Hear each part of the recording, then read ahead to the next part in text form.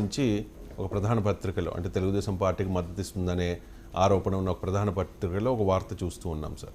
మరి జగన్మోహన్ రెడ్డి సైలెంట్గా ఉంటే మరి చంద్రబాబు నాయుడు గారు అప్పట్లో ధర్మ పోరాట దీక్షలు చేశారు. మీరు అన్నట్టుగా 2 పాచిపోయిన లడ్లు ఇచ్చారంటూ పవన్ కళ్యాణ్ కూడా ఒక సమయంలో ఎద్దేవా చేశారు మోదీని.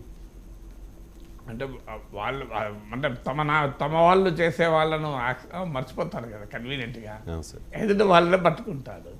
రియాలిటీ ఏంటంటే పార్లమెంట్లో వైసీపీ టీడీపీ ఒకటే. ఈ 2 పార్టీలు ఆంధ్రప్రదేశ్కి వస్తేనే డిఫరెంట్. పార్లమెంట్ వేదికగా ఇప్పుడు ఇద్దరు సపోర్టే కదా. ఇప్పుడు బడ్జెట్ రేపు ఓటింగ్లు జరుగుతాయి బడ్జెట్ పైన.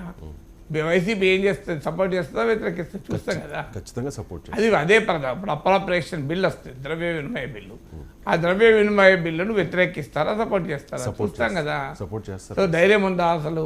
నిన్నగా మొన్న అవిశ్వాస తీర్మానంపై ఇద్దరు సపోర్ట్ చేశారు కదా. మీరు 2019 తర్వాత లిస్టు తీయండి.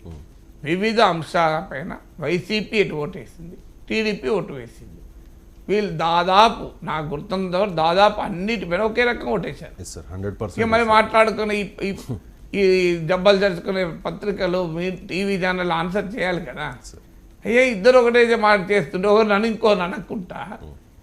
ఏ పత్రిక అయినా ఇటైనా అటైనా అంటే ఎదుటి వాడు చేస్తే తప్పు, మేము చేస్తే రైట్ అంటే ఎట్లా? దానికి ఒక ప్రాతిపదికన ఉండాలి కదా.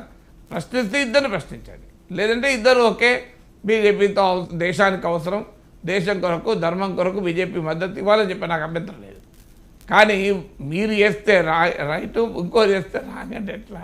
ఇప్పుడు నేను ఇద్దరిని ప్రశ్నిస్తున్నా, ఇద్దరు అలా రాష్ట్ర ప్రయోజనాన్ని తాకట్టు పెడుతున్నారు అని.